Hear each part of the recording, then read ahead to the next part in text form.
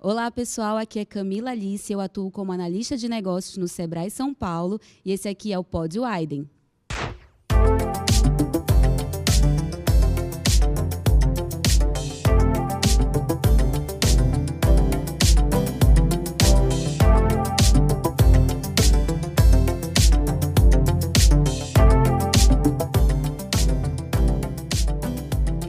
Eu sou Fernanda Guimarães e sejam muito bem-vindos a mais um episódio do Pod Widen, um programa que compartilha conhecimento, informação e educação. Nossa convidada de hoje é Camila Alice da Silva Gomes, analista de negócios do Sebrae São Paulo, graduada em turismo e especialista em planejamento e gestão do ecoturismo na Amazônia pela Universidade Federal do Pará. Mestre em Ciências Ambientais pela Universidade do Estado do Pará. Camila, seja muito bem-vinda ao nosso Pod Widen. Obrigada, Fernanda. É uma satisfação estar aqui com você nesse podcast que é tão importante aí para poder levar conhecimento e também muita informação. Então, para mim é uma honra estar aqui. Faltou alguma coisa do seu currículo que eu não falei? Não, que isso. Foi muito bem apresentada. Muito obrigada. Nesse episódio, vamos falar sobre como ser um universitário empreendedor, que caminho seguir, quais cuidados a gente deve ter. Cada vez mais, os estudantes que cursam faculdade sonham em ter o próprio negócio e alguns sequer esperam terminar o ter o próprio diploma para poder arriscar a empreender. Você sabe do que eu estou falando, né, Camila? Você viveu isso também. Vivi bastante isso. Antes mesmo de ser uma universitária empreendedora, eu fui uma adolescente empreendedora. A motivação ela era até interessante, né? Eu queria sair, queria ir para festinhas, assim, sabe? Matinês com os amigos e meus pais não tinham dinheiro. Eu falava, gente, eu preciso juntar um dinheiro aqui para poder ir para esses eventos. Eu estudei no colégio militar. Com que idade isso? Só para a gente ter um parâmetro aqui. Foi com 16 anos. 15, 16 anos. Então, eu fazia parte do grêmio da escola e fazia parte da diretoria do grêmio. Nós tínhamos várias festas ali dentro desse ambiente de colégio militar, né? Então eram festinhas mesmo, né? Bem no encontro ali fora a escola. E eu falei, gente, eu preciso de dinheiro, sabe? Eu então falo o que isso eu vou quase fazer? toda semana também. Assim. E aí comecei a vender brigadeiro. E o interessante é que eu fazia um brigadeiro muito ruim. Não era gostoso o meu brigadeiro, e eu sou consciente disso. Mas foi legal porque abriu uma concorrência na sala. Outras pessoas começaram a vender brigadeiro, porque viram que podia gerar ali uma mini renda. E aí eu descobri uma pessoa da sala que fazia um brigadeiro delicioso. Eu falei, pronto, junta que eu sou boa de venda, com você que é boa de fazer brigadeiro, vamos nos unir aqui. Já montei minha primeira sociedade. É isso que eu ia Nessa falar. Nessa época. Uma garota prodígio. Né? Que, inclusive, é um amigo meu de infância que, depois, a gente trabalhou junto. Enfim, nós somos muito amigos até hoje. Foi seu primeiro, digamos assim, primeira vez que você começou a empreender, já foi na escola. Primeiro empreendimento. Parou para entrar na faculdade ou não? Foi algo contínuo? Foi uma sequência, porque nessa escola também... eu dançava num grupo folclórico, né? Então eu sou natural de Belém. Nós temos alguns ritmos ali. Como em todo o Brasil, nós somos muito diversos, né? Enquanto o Brasil, no Pará também não é diferente. E por ser dançarina, eu percebi ali também com 16, 17 anos que existia uma possibilidade de agenciar o grupo. E aí eu comecei a fazer alguns contatos corporativos para fechar para o grupo folclórico. Então, eu já dançava em alguns eventos para a prefeitura, para o governo, e aí eu vi que isso era um ambiente corporativo que podia render, e aí eu comecei a agenciar o grupo. E aí eu fui fazer turismo. Fazia a faculdade de turismo porque eu já estava nesse ambiente aí do folclore, desse ambiente dos ritmos aí da Amazônia, e já gostava muito também das nossas tradições, aí fui fazer turismo. E não parei mais de fazer tanto agenciamento quanto assessoria, eventos e depois consultoria. Tanto que eu abri uma empresa de eventos e consultoria. Você nunca olhou para nada como algo só, sempre com o pensamento de, gente, eu preciso de dinheiro. Eu preciso, exatamente. E a meta era ficar milionária aos 30, não deu, mas tudo bem, né? Porque vamos botar para os 40 agora? Perfeito, é isso aí. Mas você acha que era uma boa ideia? Assim, o jeito que você conciliava lhe atrapalhava ou lhe estimulava ainda mais? Acabava... A gente sabe que a faculdade já não é um caminho tão simples. Eu estudei numa universidade, que foi a Universidade Federal, que estimulava também bastante, no caso desse curso especificamente, um ambiente acadêmico também muito voltado para pesquisa, para extensão. Então, nós tínhamos muitas visitas técnicas e isso acabava conciliando o empreender com o ambiente acadêmico, mas óbvio que não era fácil. Eu sempre trabalhei e estudei. Não fui assim estagiária, por exemplo, né? Eu fui logo para a CLT, fiquei 2 meses estagiária só e fui logo para a CLT. Então, não era fácil, porque dentro da faculdade de turismo, as nossas opções são muitas, mas existem aqueles caminhos que são os mais lógicos. E aí eu trabalhei no aeroporto, né, trabalhei em agência. Dentro do aeroporto tinham turnos que eram de madrugada, que às vezes eu saía direto do turno para a faculdade, amanhecida ali, né? Então, fácil não foi, com certeza não, mas dava sim um pouco mais de estímulo para que eu saísse dali mais capacitada para alcançar os objetivos que eu tinha traçado. Você acha que, de alguma maneira, a faculdade ela ajuda o estudante a empreender também? Acho que, na verdade, todo mundo que está dentro de um curso já está pensando em como é que ele pode ir além daquilo ali, né? A faculdade ajuda bastante, até porque, dependendo do curso, das temáticas, eu fui professora em uma universidade por 6 anos, inclusive do curso de turismo e empreendedorismo. E, além desse ambiente formal, digamos assim, com disciplinas que, de fato, te estimulem para o empreender, para a cultura empreendedora, existe também aquelas trocas, a rede de contatos, as possibilidades no próprio ambiente acadêmico que estimulam bastante. Porque quando a gente fala de empreender, a gente também fala de inovação, fala de criatividade, fala desse network. Então, isso tudo existe no ambiente acadêmico. E aí é muito importante você aproveitar esse período do seu curso, quer seja 3, 4, 5 anos, para você também desenvolver essas características do comportamento empreendedor. Porque empreender é muito comportamento também. É bastante comportamental, não tem uma fórmula certa. Então, dentro desse seu comportamento empreendedor, você vai desenvolvendo cada vez mais e ganhando expertises para ser um empreendedor de sucesso.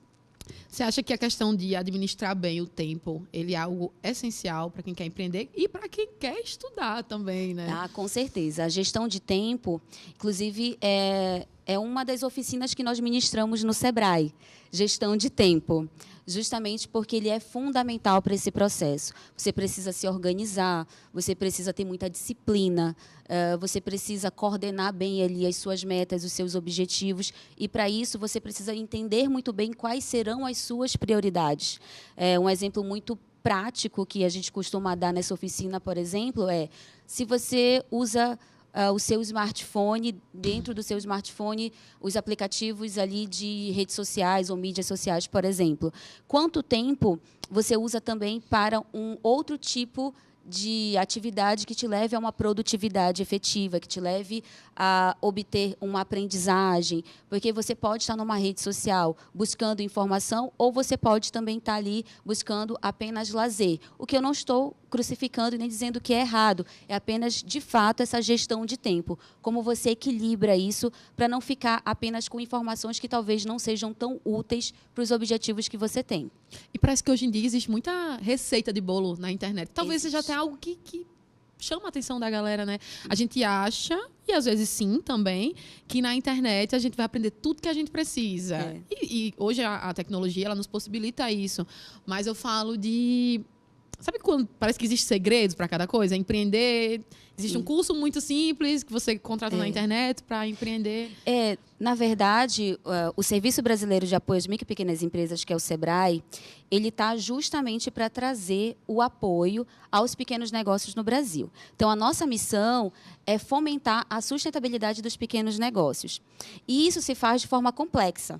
Se fosse tão fácil, nós não estaríamos aí há 50 anos buscando cada vez mais formas, né, de desenvolver o ambiente empreendedor e a cultura empreendedora no Brasil. Então, pegando o gancho do que você falou, Fernanda, é muito importante a gente pensar que não existe aquela fórmula de bolo, não existe aquela receitinha dos 3 passos e você vai ficar rico, sabe? Se fosse tão fácil assim, muitas pessoas já estariam nesse caminho, não é mesmo? Verdade. Então, nós precisamos ter um entendimento de que, ao empreender, existe uma complexidade, exige dedicação, exige disciplina, e nós não podemos ser irresponsáveis nós, que eu digo, enquanto Sebrae, enquanto representante Sebrae, nós não podemos jamais ser irresponsáveis dizendo, venha que é fácil, venha que eu vou te ajudar e você vai ganhar muito dinheiro. Até porque tem uma pesquisa recente, que está no Data Sebrae, inclusive, que empreender, ter o próprio negócio, é o segundo maior sonho dos brasileiros. Segundo maior sonho. Então, a gente está falando de sonhos, está falando de você ter a possibilidade de desenvolver um patrimônio que também vai ter reflexos para a sua família. O Brasil ele é composto principalmente por micro e pequenas empresas, muitas delas são familiares, então exige muita responsabilidade. E aí é muito interessante o que você falou, porque essas fórmulas mágicas, elas muitas vezes não trazem para a realidade que é de fato do mercado, que é bem complexa. E nem leva em consideração a realidade de cada pessoa também, né? Que eu acho que isso também vocês levam muito em consideração lá dentro. Levamos, né? O Sebrae está no Brasil todo justamente por isso. Cada região, cada estado, cada cidade, cada município, ele tem as suas particularidades. Ele apresenta um mercado que o que deu certo, por exemplo, em São Paulo, pode não dar certo em Belém, porque tem questões culturais, tem as questões de gosto, né? Então, isso tudo leva a você fazer uma pesquisa de mercado que, de fato, possa ali ser colocado a favor do seu negócio. Então, todo esse processo ele precisa ser observado, entendido, para que você possa empreender com sustentabilidade, de fato. Perfeito. Trazendo um pouquinho para o tema que a gente estava conversando sobre empreender durante a nossa graduação, eu queria saber uma coisa. A sala de aula também é uma ótima oportunidade para a gente fazer um network, né? Tem pessoas ali, vários mundos ali, são infinitas possibilidades. Isso funcionou para você dentro da faculdade? Coisa que você levou para outras áreas, digamos assim? Funcionou muito, muito. A faculdade, ela ajudou bastante. Por quê? Quando eu comecei a fazer a gestão mesmo de eventos, porque aí, assim, a gente fala desse jeito, né? Parece que a pessoa já começou ali num cargo de diretoria. Não, meu primeiro evento, eu trabalhava por uma camisa, sabe? Me dá uma camisa que eu quero ter essa experiência aqui no meu currículo. Quem já foi recepcionista de eventos, por exemplo, sabe que quando te contrato, pelo menos antigamente, tá? Já melhorou bastante, mas antigamente era assim, você vai chegar aqui 6h30 da manhã, não sei que horas você vai sair. Né? Então, na faculdade, houve a oportunidade de conhecer empresas que já estavam inseridas em incubadoras, em espaços empreendedores, dentro ali do complexo acadêmico, né? Dentro da universidade. E eu pude ter um relacionamento profissional com uma empresa que me chamava constantemente para fazer os eventos dela. Aí já de uma maneira respeitando mais ali, né, o trabalho. Isso me levou a desenvolver para um cargo de coordenadora de eventos, fazendo trabalho como freelance para eles. E eles trabalhavam muito dentro da universidade, então já ficava também ali na minha zona de conforto também, né, já conhecia bem o ambiente. E esses eventos eram eventos acadêmicos, como os congressos, todo o ambiente ali de eventos científicos e acadêmicos. E aí isso me fez também desenvolver um conhecimento sobre cerimonial e protocolo que não é tão colocado na disciplina de eventos. Você passa um semestre estudando eventos, mas, nossa, é a vida toda para entender protocolo de cerimonial público, por exemplo, né? Então, conhecer pessoas faz com que você, na prática, observe ali como é que funcione. Então, quando te falam, por exemplo, lá em sala de aula, que você precisa ter controle emocional, quando você vai fazer o evento mesmo, você entende de verdade, que pode estar ali tudo pegando fogo, mas você está plena. Sabe? Você está sorrindo, oi, tudo bem, bem-vindo, né? E aí você começa a unir teoria e prática. E uma outra rede de contatos que me ajudou muito foi meus professores também. Os meus professores, eles atuavam no mercado também. E aí, inclusive, muitos deles depois me incentivaram a seguir com os estudos, com a pós-graduação, com o mestrado, foram meus orientadores. Um era coordenador da faculdade que eu dei aula, ele recebeu o meu currículo, ele me entrevistou e eu fiquei lá. Então, esses contatos são fundamentais. E quando a gente fala de rede de contatos, não é uma rede de contatos por interesse. Isso também é muito importante reforçar. Sim. Todas as pessoas ali, elas são contatos para você, onde você vai estar à disposição delas também. Porque não é só aquela história, né, do você receber. Você também se doa bastante também, para que aquelas pessoas lembrem de você com carinho, lembrem de você, não, legal, é uma boa indicação. Até porque dentro do mercado é muito importante a gente já criar uma história que vem desde a tua fase de graduação. Alguns universitários acreditam, depois que eu me formar, eu me preocupo com isso. Mas não, a tua história já está sendo construída. E aí isso vai ter um reflexo direto na percepção que as pessoas terão sobre você. Então, é muito importante essa rede de contato ser firmada com essa percepção positiva. Você acha que hoje em dia seu coração, ele... Ou então não precisa escolher, né? Bate mais forte pelo turismo, por empreender, você se vê... Na verdade, você realmente não precisa escolher. Dentro do turismo, você começou a empreender, mas você se descobriu mais como empreendedora? Eu acabei indo para uma vertente do turismo, que foram os eventos, e depois a consultoria já em gestão empresarial como um todo. E aí eu acabei escolhendo, sim. Né? Porque antes mesmo de você saber o que você quer, é interessante saber o que você não quer. Então, por exemplo... Até mais importante, às vezes, né? Eu sempre soube que eu não queria trabalhar em hotel, por exemplo. Nada contra, quem trabalha, nada contra os hotéis, mas eu amo me hospedar, tá?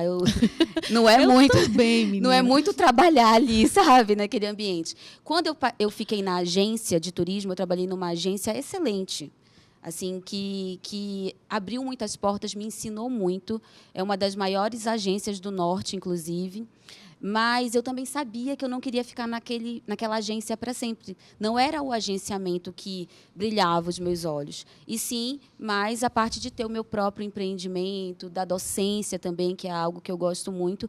E hoje o Sebrae, atuando como analista de negócios, eu consigo unir tudo isso. Porque a gente acaba ministrando cursos, oficinas, faz atendimento, mentorias, orientações aos empresários. E isso também não impede que o meu negócio ainda exista em Belém. Obviamente que eu atuo de forma administrativa à distância. Tem toda uma equipe lá que hoje consegue tocar o operacional muito bem e a parte estratégica. Mas isso foi um processo, né, a empresa agora está fazendo 7 anos. Então, foi um processo, um caminho que foi um pouco demorado.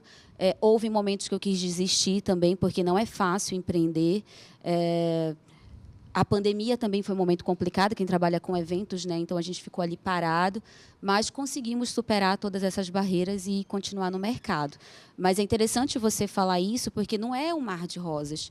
E também nem sempre você sabe o que você quer. Tem uma hora que você fica, meu Deus, vou fazer um concurso público que eu não aguento mais, essa instabilidade. Eu acho que empreender tem principalmente essa questão de que sempre parece ou sempre soa como um plano B. Você até falou que é o segundo maior sonho dos brasileiros, é ter o seu próprio negócio. Não, mas sabe qual é o primeiro que também casa com empreender?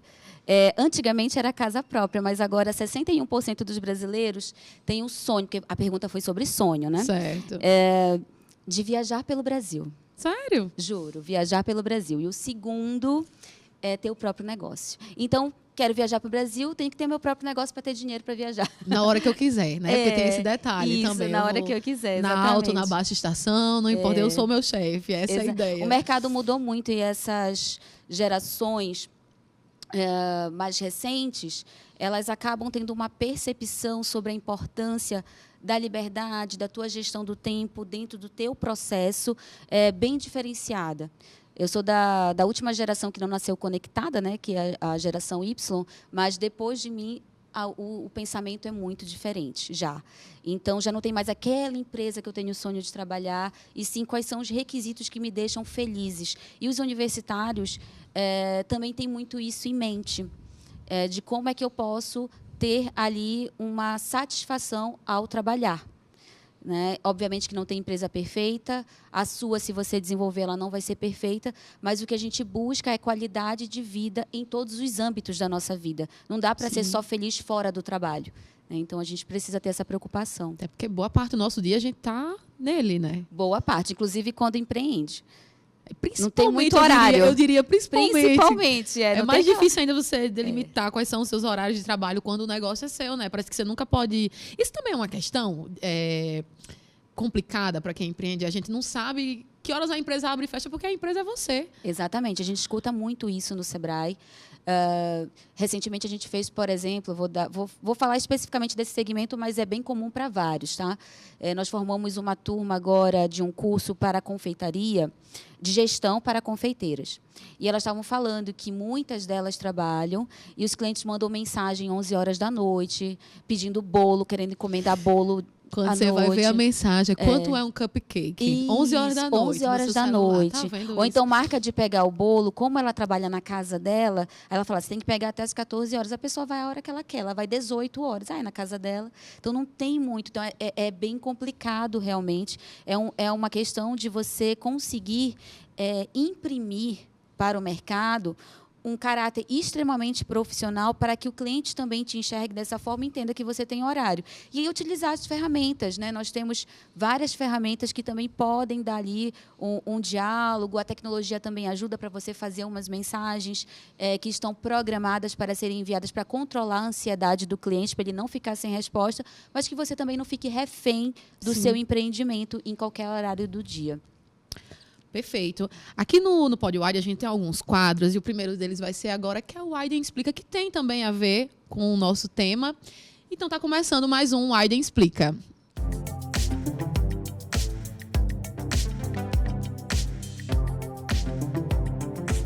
Startups. Você sabe exatamente o que é uma startup? Vamos te explicar. Elas são caracterizadas por terem custos bastante pequenos em comparação aos lucros que obtêm. E esses costumam crescer exponencialmente. Qual o melhor caminho para o universitário empreender nesse segmento, Camila, na sua opinião? Muito bom esse tema de startups, ele está cada vez mais em alta. O olho dela brilha quando você pergunta qualquer coisa sobre empreender. Que bom gosto. Que você me perguntou. Gosto muito mesmo, mas startup é uma dúvida recorrente, inclusive de muitos universitários, porque o ambiente acadêmico ele já leva, de fato, a você estar pesquisando, a querer inovar, a ser criativo. E as startups, elas unem exatamente isso. Então, como você bem explicou, a startup ela tem um custo mais baixo e as chances de lucratividade são bem mais altas, sem que isso faça com que onere nos teus custos. O universitário que quer empreender com uma startup, ele precisa ter esse entendimento de que a startup ela vai solucionar alguma problemática social, alguma problemática mercadológica, enfim, você vai enxergar um problema e vai pensar numa solução inovadora para esse problema. Então, está aí um primeiro caminho. Ser bastante criativo, entender como é que você pode fazer isso e como é que a tecnologia pode auxiliar nesse processo, porque as startups elas precisam dessa inovação, tecnologia e de uma característica de escala. O que isso significa? Que você vai conseguir reproduzir o seu modelo de negócio para muitos, e até de maneira global, se for o caso. Então, quando a gente pensa nas startups, a gente pensa num ambiente que aqui no Brasil está se desenvolvendo, ou seja, ainda é uma oportunidade muito grande. E também nós já temos muitas empresas que investem em startups. Temos muitos fundos de inovação que estão de olho nas startups. E aí esses ambientes de startups podem ser desenvolvidos em universidades através de incubadoras, por exemplo, e tantos outros espaços de inovação, que são chamados de hubs de inovação, porque eles unem ali vários parceiros, justamente para fomentar cada vez mais essas startups. Por que para a gente do Sebrae é um tema tão importante? Porque uma startup, como ela tem esse poder de escala, ela também pode ter um impacto para a geração de emprego e, consequentemente, renda também muito grande. A gente tem exemplos de empresas, né, que já são grandes empresas, mas que foram startups, né, começaram ali pequenas e tiveram que fazer ali o seu protótipo para testar ali o seu produto, o seu serviço, como foi o caso de Nubank, Quinto Andar. Né? Então, elas vieram desse universo de inovação em startup e aí se transformaram no que são hoje em dia. Então, a ideia é que você consiga analisar esses problemas e pensar em soluções que, de fato, serão inovadoras e que vão impactar positivamente a sociedade. Sobre a questão das startups, eu ia justamente pedir para que você desse exemplos de startups que funcionaram muito, que deram certo e que cresceram. Quando cresce, o segmento também muda? Ou continua sendo uma startup? Não, aí depois ela se torna já uma empresa de grande porte, mas porque a ideia da startup é que em pouco tempo ela tem chances tá, de fazer escala e, por consequência, entrar numa... As startups elas têm algumas etapas, tá? Que é a fase de ideação, que é quando você está nesse início, tendo ali a ideia, você vai participar desses hubs de inovação, você pode receber mentorias. O Sebrae, inclusive, tem um programa aqui em São Paulo chamado Sebrae for Startups, que é justamente para poder trazer aí as mentorias, os eventos, esse ambiente para que você possa estar cada vez mais familiarizado e seguir com a sua ideia. Então, é a fase de ideação. Quando você passa dessa etapa, que você já fez alguns testes ali de validação, você vai para uma outra etapa que é de operação. E aí você vai operacionalizar, você vai, de fato, começar a comercializar ali a sua solução. E aí, depois que você avança mais um pouco, você vai para uma etapa chamada de tração. E aí, essa tração é justamente quando você já dá bastante escala, né? Então, se a gente for pensar, por exemplo, nas que eu citei aqui, que são grandes, eu citei justamente porque fica bem claro, né, na cabeça das pessoas. O Nubank, né, quando chegou, qual que era a solução que ele queria dar? Ele queria desburocratizar esse processo. Sim. Ele queria levar uma solução bem acessível, bem fácil, unindo tecnologia, porque você da sua casa conseguia abrir ali aquela conta digital. E, obviamente, que não foi só o Nubank que fez, nós temos inúmeros bancos digitais. Quando você já ganha essa abrangência, que você já foi para a tração, que aí você já consegue chegar num nível maior realmente escalável, aí sim você já muda, você já se torna, de fato, uma empresa consolidada. E aí você passa do startup, né, como a gente fala, é uma fase inicial. Uhum. Então, né, oriundo do inglês, então, mas ele é um start, né? Ele é um processo inicial. Então, grandes empresas já, e aí a gente tem algumas nomenclaturas que são desse universo de startup, mas, enfim, com o tempo as pessoas aqui estão inseridas, vão se familiarizando, mas uma nomenclatura, por exemplo, são Big Techs. As Big Techs são grandes empresas de tecnologia, por exemplo, como Microsoft, como Google, né, que aí elas já dão fomento para as startups, por exemplo. E aí tem vários tipos de startups. Tem Health Techs, que são de saúde, EdTechs, que são de educação, Agtechs, de agronegócios. Então, aí você vai desenvolvendo em cada um desses segmentos e você pode também ter muito contatos com pessoas que já empreendem nesses segmentos dentro do ambiente de inovação e até chegar a se tornar uma grande empresa. Acho que agora eu aprendi muito mais o que é uma startup. Está bem mais claro aqui na minha cabeça. Que bom! Levando em consideração isso que você nos ensinou agora e um pouco da história que você contou, eu queria deixar aqui para vocês mais uma dica Widen.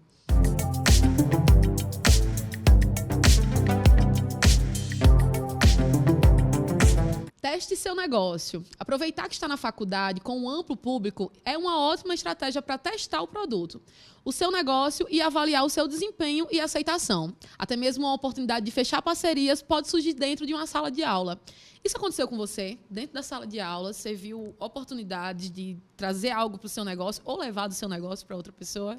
Com certeza. Na sala de aula, a gente acaba observando muitas oportunidades de negócios.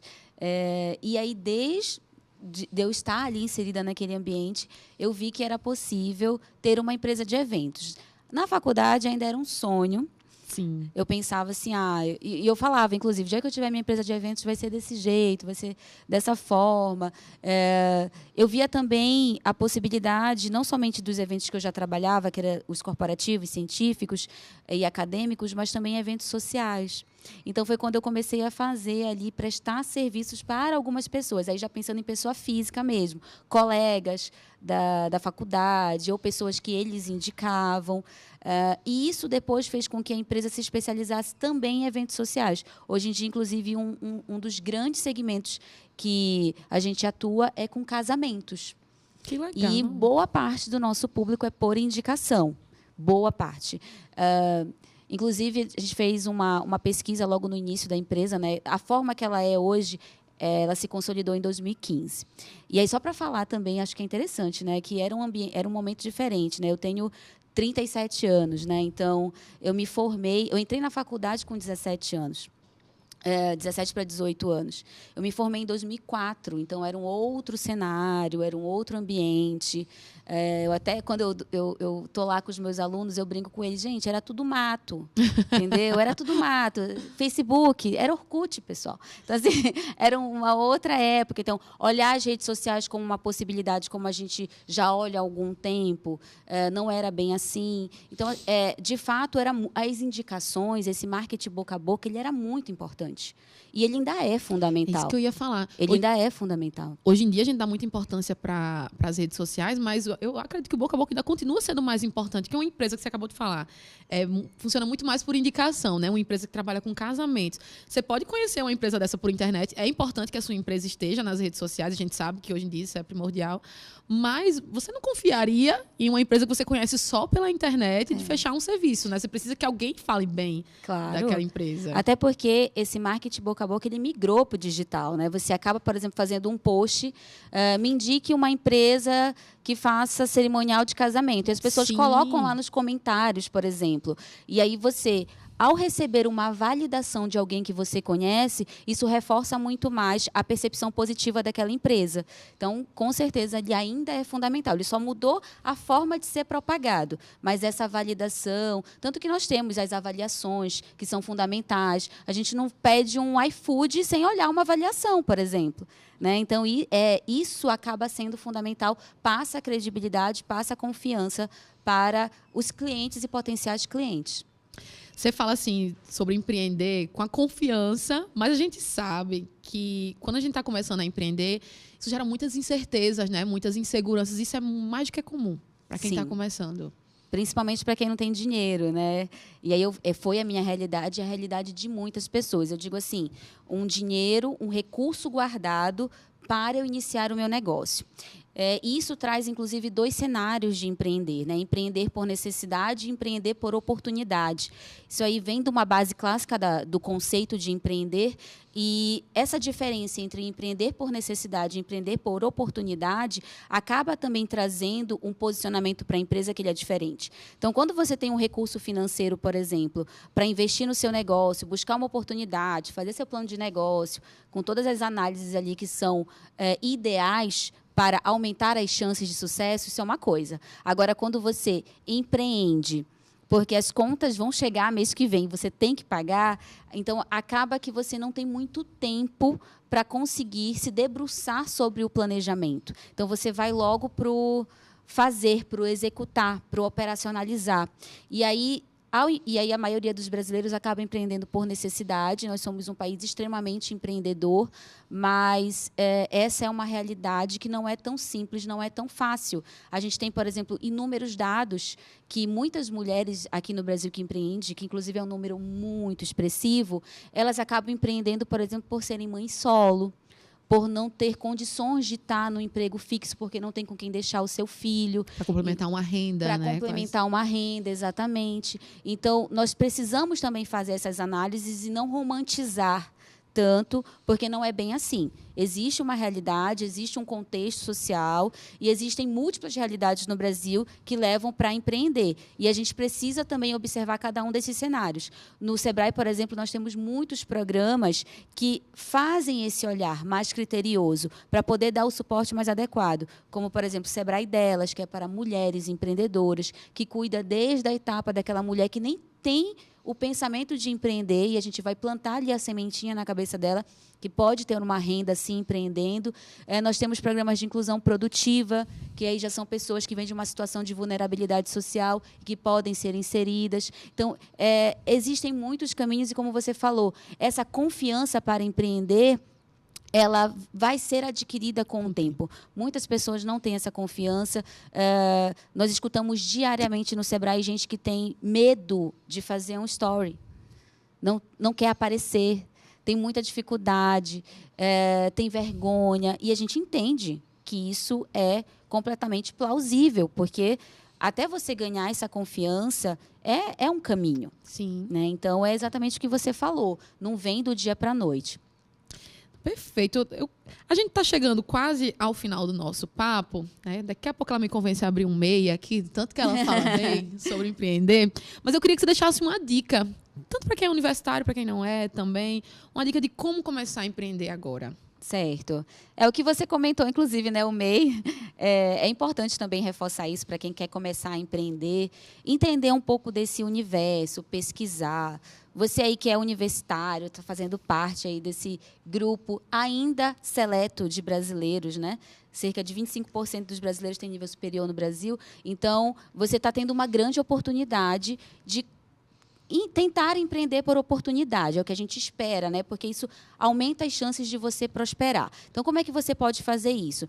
Tendo um planejamento, tendo uma organização, buscando realmente um diferencial competitivo, não abrir mais uma empresa no mercado, e sim pensar qual vai ser o diferencial, o que você vai estar entregando como proposta de valor para que aquelas pessoas realmente gostem mais da sua empresa, do que você está oferecendo, do seu produto, do seu serviço. E aí é uma combinação de fatores. E aí o primeiro passo para isso, antes mesmo de você começar a tocar o seu negócio, é se preparar. É preparar o seu comportamento, é preparar a sua mente, a sua inteligência emocional também para esse caminho. Você desmistificar alguns pontos também. Eu vou ser proprietário, eu vou ser empresário, eu vou ser empresária, né? Então, eu vou ser rica logo, né? Tem que ter paciência, porque, às vezes, não vai vir logo. Você não vai conseguir, muitas vezes, até tirar o prolabore que você gostaria. Então, entender também esse universo das micro e pequenas empresas no Brasil, das médias e grandes também, mas das micro e pequenas, entender o que é o microempreendedor individual, como é que ele atua, saber que o Sebrae está aqui para te apoiar também. E aí, esse comportamento empreendedor, ele pode ser desenvolvido de muitas maneiras. E o Sebrae, aí eu vou dar uma dica que realmente é uma dica de ouro. Não é tanto puxando a sardinha para o Sebrae, mas já puxando.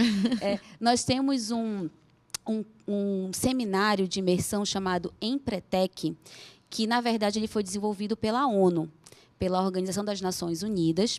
Ele é aplicado em mais de 40 países e aqui no Brasil é aplicado com exclusividade pelo Sebrae. Então, ele é um seminário de imersão onde você vai desenvolver as 10 principais características do comportamento empreendedor. Ele é considerado um dos seminários que desenvolve melhor ali quem quer empreender. Ele exige um nível de maturidade no sentido de saber absorver muito bem, porque ele é teórico-prático, e os facilitadores vão te dar inúmeros feedbacks, que muitas vezes podem até te deixar um pouco triste. Eu já fiz o Empretec, mas no final ali você sai renovado, você sai querendo revolucionar. Ele, para muitos empreendedores, o feedback que nós temos é que ele foi um divisor de águas. Então, os caminhos que eu posso dar, não é necessariamente que você tem que fazer o Empretec, tá? Mas o caminho é capacitação, planejamento, paciência, investimento. E quando eu falo de investimento, não é necessariamente apenas financeiro, mas investir o seu tempo. Você, às vezes, participar de um evento que possa te abrir mentes, que possa te abrir portas, que possa te abrir contatos. Às vezes você pensa, o que eu vou fazer lá?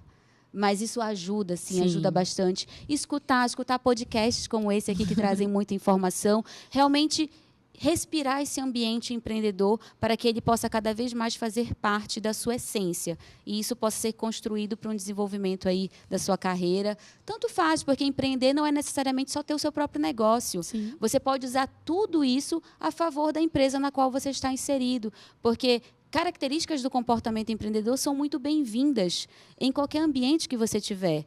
Proatividade, quando que não é bem-vindo, não é? Você ter iniciativa, você buscar resultados, você querer fazer acontecer. Isso é importante em qualquer lugar que você esteja. Então, tem o intraempreendedor, que é aquele que empreende dentro de ambientes nos quais não necessariamente ele é o proprietário daquele negócio. Então, todo esse comportamento empreendedor vai te ajudar de diversas formas, mesmo que você não queira ter o seu próprio negócio. Perfeito. Essa hora está todo mundo já com a aba aberta para abrir um MEI e outra para se inscrever num curso do Sebrae. Isso mesmo. Não, e tem o Empretec que tem inúmeros cursos gratuitos no Educação à Distância Sebrae, EAD Sebrae. São muitos. Vocês estão ouvindo, né? Então, gratuitos, gente, pode fazer. Não é o caso do Empretec, o Empretec tem um investimento, mas 95% do nosso portfólio é gratuito. Então, só não faz realmente quem não conseguir dar prioridade, que eu também não digo que só não faz quem não quer, porque isso é um pouco complicado, né, de falar. Nós não sabemos ali quais são as prioridades de cada um. Mas, obviamente, que se você conseguir dar prioridade, a gente vai conseguir te dar o suporte. Perfeito. Camila, só para encerrar, a gente tem um quadro aqui que é um bate-bola rápido para conhecer o universitário que existiu por trás do profissional. Ah, sim. Que existe hoje. Aí você tem que ser sincera com a gente. Tá preparada? Vou ser bastante sincera, pode deixar. Então, vamos lá. Você era nerd ou você era aquela pessoa que deixava para estudar de meia-noite, um dia antes da prova? Eu era aquela pessoa que procrastinava, sim. Não vou mentir. Eu não te julgo, não vou te julgar. Eu estudava, assim, em cima da hora. Principalmente as disciplinas ali que eu tinha mais dificuldade. Essas até que eu estudava um pouco mais, porque eu já sabia que se eu deixasse para cima da hora ia ficar difícil. Estatística, a pessoa de ciências sociais aplicadas. Né? Então, toda a parte ali que foi matemática financeira, economia, estatística, eu tive um pouco mais de dificuldade. Essa até que eu estudava mais. Agora, as outras, meia-noite, sim. E aulas, práticas ou teóricas? Quais eram as suas preferidas? Práticas, com certeza. Práticas, né? Sobre pontualidade, você era aquela que chegava cedo ou não chegava atrasado? Contava falta, para saber quantas ainda podia no mês? Falta até que eu não tinha. Então, a assiduidade até que sim. Agora, a pontualidade é terrível. Terrível. Não era pontual. E tinha muita dificuldade assim, com essa questão do horário. Agora, por trabalhar, estudar também, né? E tinha isso, mas... você era empresária. Mas eu não gostava, nunca gostei de faltar. Faltar eu não gostava, mas eu sempre me atrasava. Eu também, eu não julgo nada disso aqui. Eu olho para cá, olho para o meu passado, ele me condena um pouco às vezes também na faculdade. Eu não era aquela aluna exemplar, não, gente. Não era, não. Camila, agora uma dúvida minha, que você empreendeu, tanto na escola como na faculdade. Já tomou um calote? Muitos. Pelo menos 3 brigadeiros que a pessoa não pagou, passou 2 semanas sem olhar na sua cara. Muitos calotes. Mas, assim, até uma dica, né? Que uma coisa que eu sempre segurei, porque eu achava que ia ficar mais feio para mim do que para a pessoa. Sabe aquelas mensagens lá da rede social que você coloca, só observo você me devendo e viajando. Uma indireta essas nos indiretas. Status. Isso não é muito legal, isso não é muito bom, tanto para o marketing da sua empresa, quanto para o teu marketing pessoal. Eu levava calote, ficava com ódio. Eu tinha uma certa dificuldade de cobrar as pessoas. Podia botar no quadro, quando a pessoa entrasse na sala, tinha lá, quem me dever me paga. Não botava o nome, né? Isso. Mas eu tinha dificuldade de cobrar as pessoas e ficava com vergonha de cobrar.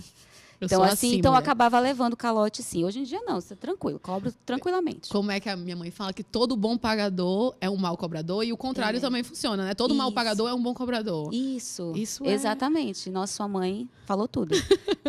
Camila, só para fechar, eu queria que você deixasse uma dica de conteúdo, livro, podcast. O que você achar que vai agregar com o tema que a gente debateu até agora. Claro.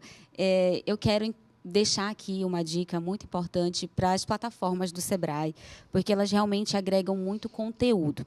Então, fora os cursos que eu falei do Educação à Distância Sebrae, que estão disponíveis, nós temos, por exemplo, uma plataforma nossa que ela é específica para modelo de negócio. Então, se você quiser desenvolver o seu modelo de negócio, sua ideia de negócio, nós temos o Sebrae Canvas. Tá? Então, o Sebrae Canvas, ele trabalha com esse modelo de negócio, que é o Business Model Canvas, e aí você consegue fazer tudo online ali. Nós temos também uma outra plataforma chamada PN Box, que você faz o seu plano de negócio, também gratuitamente, e aí tem toda uma explicação de como preencher as abas, tem um manual dentro, né, e tem as dicas de como preencher, e o próprio Data Sebrae, que aí é a nossa plataforma realmente de geração de conteúdo, aí tem artigos, tem várias pesquisas, essa pesquisa que eu mencionei sobre o sonho dos brasileiros de ter o próprio negócio está lá também, que é a pesquisa GEM. Então, nós temos muitas informações no Data Sebrae que vão trazer ali uma série de informações para esses universitários que estão dentro desse ambiente acadêmico, já estão familiarizados, né, já estão ali no ritmo frenético de estudo. Então, pode incluir um artigo, pode incluir uma leitura, um caso de sucesso que possa ser inspirador, e tudo isso está lá nas nossas plataformas, tanto do sebrae.com.br, quanto do Data Sebrae, quanto do PN Box, quanto do Sebrae Canvas. Maravilha. Então, Camila, foi um prazer conversar com você, aprender com você. Seria Muito aqui obrigada. o CNPJ a mais na minha conta? Sim, olha, Talvez. inclusive o Sebrae, né? A gente faz atendimento para abertura do seu CNPJ MEI, né? A gente só consegue fazer com o MEI e orientar quanto a micro e pequenas empresas também. Pode contar com a gente, já estou te esperando, hein? Perfeito, viu? Muito obrigada por aceitar nosso convite e até uma próxima. Eu que agradeço, até a próxima. Depois de tantas dicas, eu acho que agora você se sente um pouco mais seguro para começar a empreender, né? Gostou desse conteúdo? Então aproveite e segue a gente lá no YouTube da Widen, no Spotify e nas principais plataformas de streaming. Também tem muito conteúdo e cortes lá no nosso Instagram, @WidenOficial, e no TikTok, widen.oficial. Obrigada por sua audiência e a gente se encontra no próximo episódio para continuar ampliando suas possibilidades e compartilhando conhecimento.